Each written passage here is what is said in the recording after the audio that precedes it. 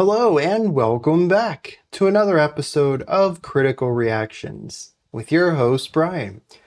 Today we're going to wrap up with a special selection, which is where one of you tell me exactly what it is I need to check out.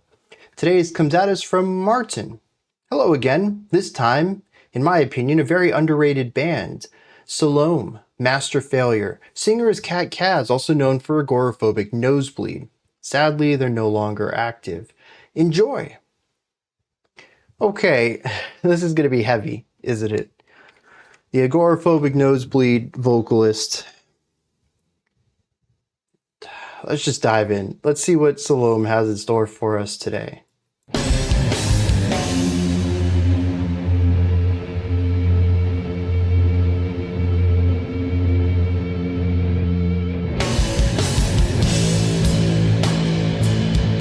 Ooh.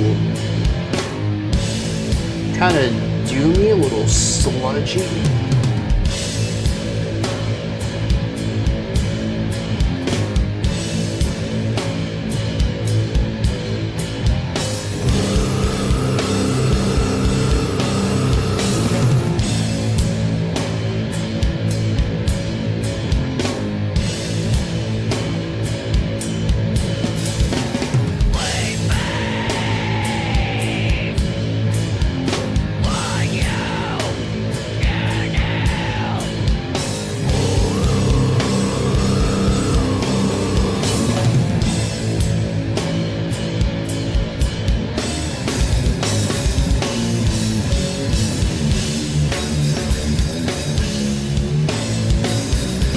Fun little turnaround there, a little bit more energy.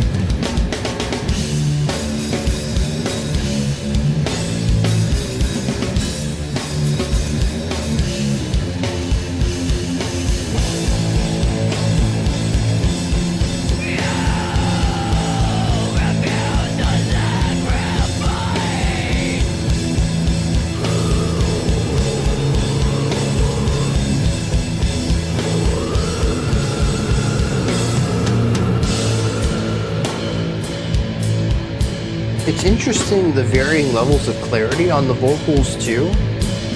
I mean, maybe the low growl is just holding some tones out for a sonic element.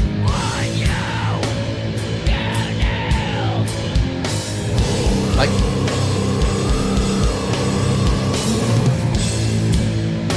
at least on a sonic level, there's syllables. I don't know what they're saying with the high vocals, but when we go to the low, it's just a long held out note, which is pretty cool contrast.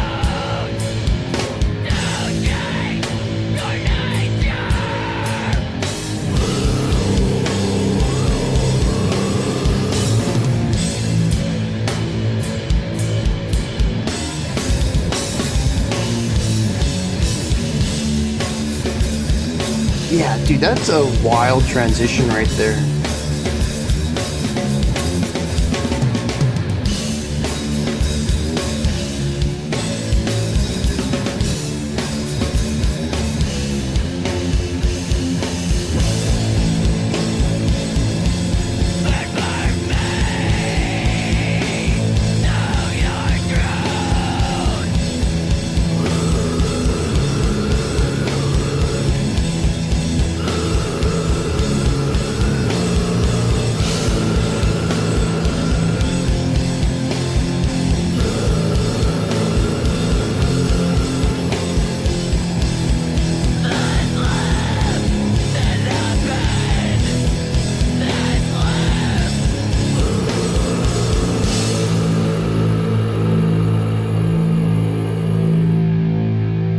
So there's a general weight to the song, an aggression with a tinge of darkness. It likes to push into this higher energy part too, which has drive and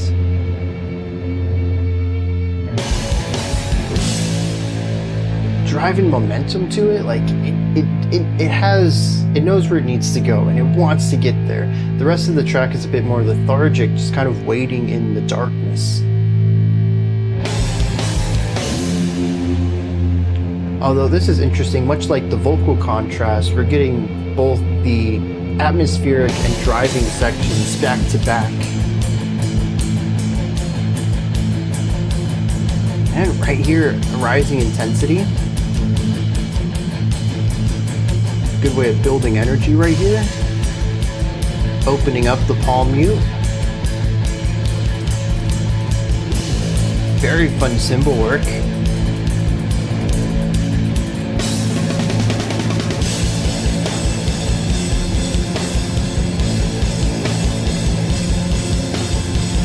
Two chord. Oh. Okay, so 4 chords. 1, 2, 1, 2, 3, 4, 3, 4. Interesting. Tension and release.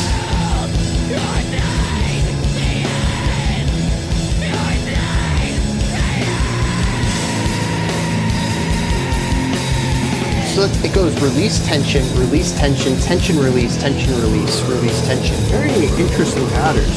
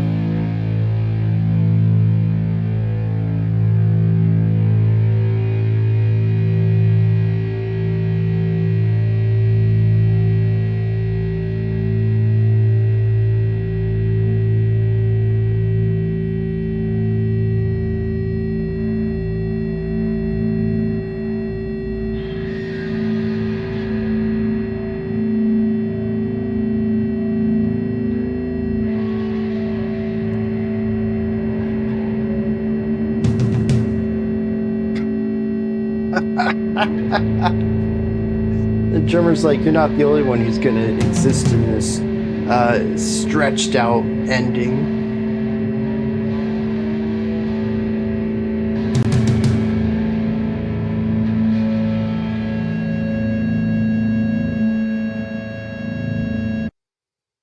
I wonder if that goes into the next track then. It feels really awkward to have the drums sort of building into nothing. Let me pull up the next track. I just want to see it real quick. So that was Master Failure. Final couple of seconds here.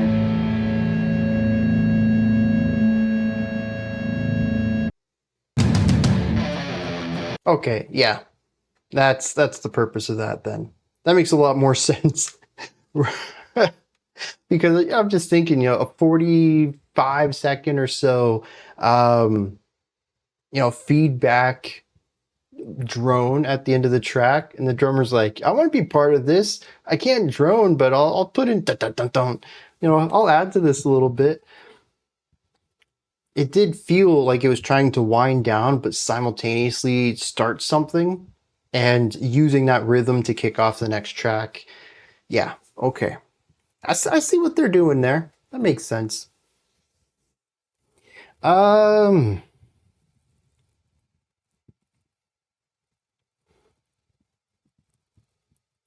just gonna come out and say it. Subjectively, I don't get this track.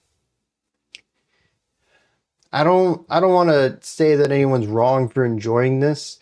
This doesn't seem underrated to me, though. If this is a band that is lesser enjoyed, then that kind of checks out. Maybe their other tracks are more interesting, but aside from the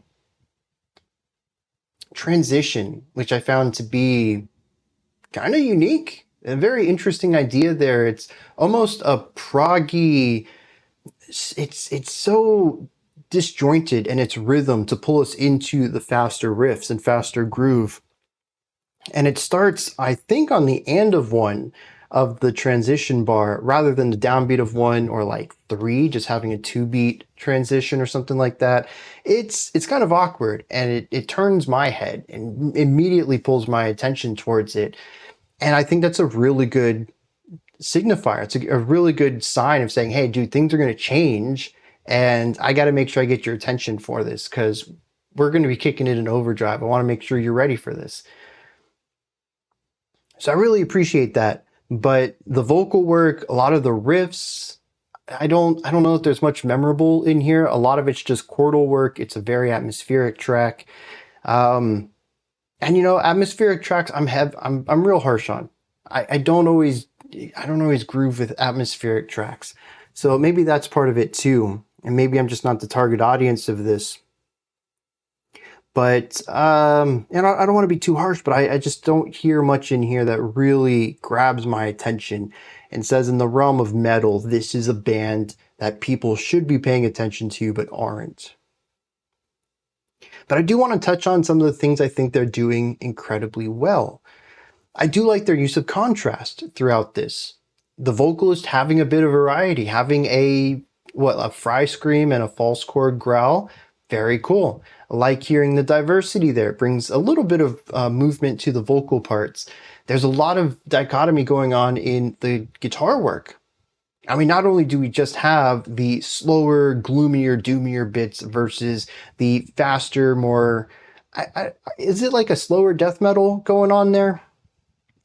I don't know. The riffage changes and it's no longer about chords. There is a riff going on there.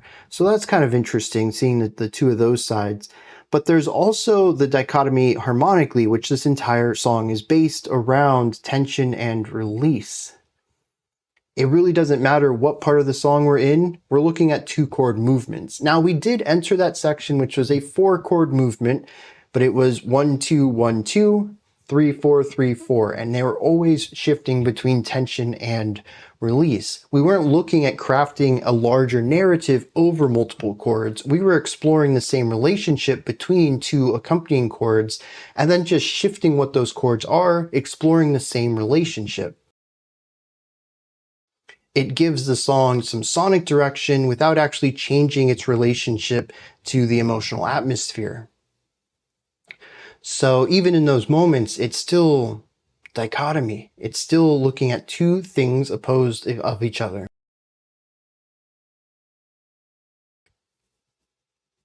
And so this idea of duality is ever present in this track. And I'm curious what that has to do with the lyrics, what's going to be explored here thematically. The title of the track is Master Failure. This could be a failure of catastrophic proportions. That is the thing that sets off everything else to fail. But it could also be someone who is in control or a ruler of things, a master who is failing repeatedly, and all of the people that they rule over also bears the brunt of their failures. I suppose if you want to look at that, they're very similar depending on how you want to view that. Both are about one large issue causing a lot of smaller issues. It's just the relationship between those issues that changes. Regardless, so if musically we're just looking at a lot of dichotomy, what's going on here? And the narrative story I get is one of lethargy versus intensity. As I mentioned, when the song ramps up, it feels like there is directionality, there is purpose now. Coming at it from the perspective of master failure, maybe that purpose is attempting to right a wrong, noticing something that is, red warning lights everywhere, and we've got to correct this big mistake before it really, snowballs. Regardless, there is intensity at these moments that really isn't present in the other parts of this song, which feel like dragging their feet. There's a heavy weight put down upon the listener, or possibly the narrator, whatever's going on in the lyrical land. And I do like this shifting. I think it happens very frequently, which could create almost an element of chaos to the music. Not necessarily that the music is chaotic, but that it embodies the themes of chaos, and that we are constantly switching back and forth between this anxiety, this drive, this momentum, and this lethargy, this weight. It almost feels like this pendulum swings too quickly and you can't keep up with it. At one moment, the world is too heavy. At the other moment, you are rushing around to put fires out, and switching back and forth between these two modes feels exhausting. So I think from an atmospheric direction, the sounds of the guitars, the chords explored, the riffs explored, and the general duality present throughout the track all create a track that feels very, very palpable. I can feel the emotion of this. And it creates something that feels incredibly distressing. Like I mentioned, running from, fight or flight mode into lethargy and depression and heavy weight, and just constantly bouncing back and forth between those two is going to wear somebody out. That is not a life that's sustainable. And if that's the angle they're going for, I think they absolutely nailed it. But other than that, I don't really have much to add on to this track. The duality's neat. The atmosphere and thematic components come through, at least as far as I perceive them. But again, there's not really any riffs in here that I would find memorable. The vocals are kind of forgettable, especially since half the time we're getting intelligible syllables. Even if I don't know what the words are, it might not even be in English, but I can hear speech. The other time is just, it reminds me of Lurch from Addams Family, where he just kind of grumbles, just kind of moans. That's all I hear out of the growls here. There's no enunciation going on. It's just a sound. So I don't know if that's more lyrics or if that is supposed to be interpreted more from a thematic or artistic perspective. I don't really get anything from an artistic perspective, but I wouldn't put it past them to, do that. I think it would be a very cool idea, especially if they have strong intentionality behind it. But if it's supposed to be lyrics, that brings me to my usual question of why do lyrics if they're not able to be heard? Why write lyrics at all if you're just going to grumble? But let me dive into some lyrics here and see what is going on. All right. So I actually went and re-listened to some of the lyrics here to see how much of, because there's not a lot. There's, I don't know. Well, I think there's like 5 unique lines, but there's probably 11 or 12 lines throughout. It's not a very lyric heavy track as we heard, but I couldn't remember the screams being used that frequently. So I went and listened, and a lot of these lines are growled, and even reading the lines with it, I can't hear any of it in the growls. I will never understand it. Some of y'all have tried to explain to me, in your opinion or perspective, why a vocalist would write lyrics and then present them in a way that doesn't convey those lyrics. Whether it's because the sounds of the band overlap the vocals, they get drowned in the mix, something common in lower fidelity black metal, or because the vocalist simply isn't enunciating, or in this case, I think even making an attempt at speech. And there's been some good arguments for it from an artistic perspective, I suppose, but I still am not convinced that this is a good idea. It will just continue to baffle me. Harsh vocals are difficult to listen to and hear words. It takes time to develop the ear for that, but at least a lot of vocalists put the effort into put the words into the music, into the art itself. You can develop the skill to hear the lyrics. But when the vocalist doesn't put any attempt to make them discernible at all, there's no skill you can gain. Even if I isolated just the harshes here, I still wouldn't be able to make them out. There's no enunciation at all.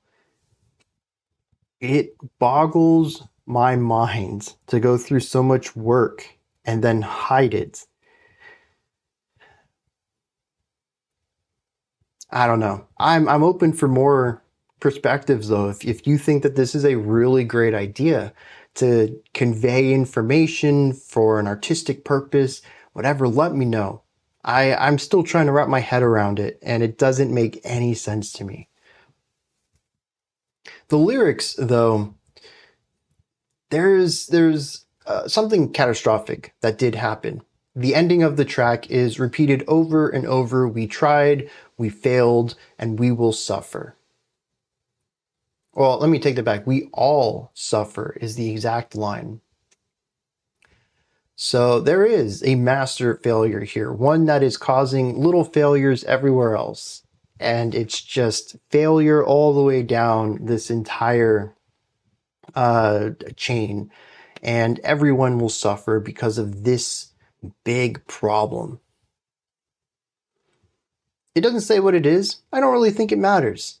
The idea that's being conveyed here is one of fear. It is one of intensity. It is one of heavy weight to bear the burden of this. I think the song does all of that really well. And the idea that I had of a weight pressing down on someone, pairing that with this fight or flight anxiety, trying to put out fires.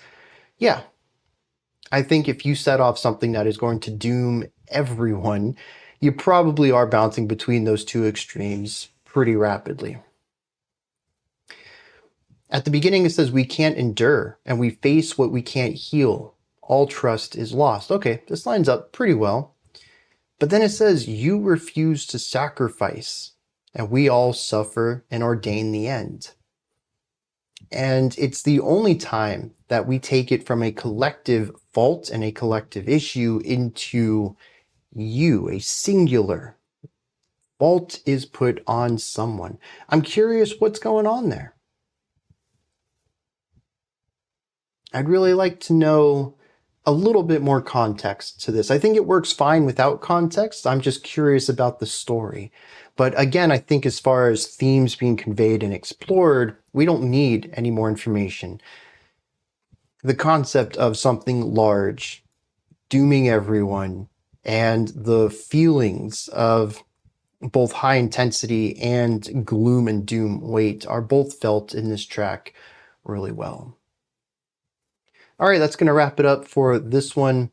Those are my thoughts on Salome's Master Failure. What did you think of this track? Is there anything that stood out to you? Anything that you'd like to add on to what I said or correct me on? Do you have your own interpretation of this? Do you have something to add to my conversation about unintelligible vocals? Please put all of that as well as anything else you'd like to add into the comment section below. Above that, in the description box, you'll find a link to Linktree. Takes you here. You can find links to my music, ways to support the channel, a link to the Discord server, and so much more. Above that, if you could, like, subscribe, and ring the bell. I greatly appreciate all three of those. All right, that wraps it up. I'll be back tomorrow, though, 5 p.m. Eastern Standard Time, 10 p.m. UTC as usual. Till next time, have a fantastic morning, afternoon, or evening, whenever you choose to watch my videos.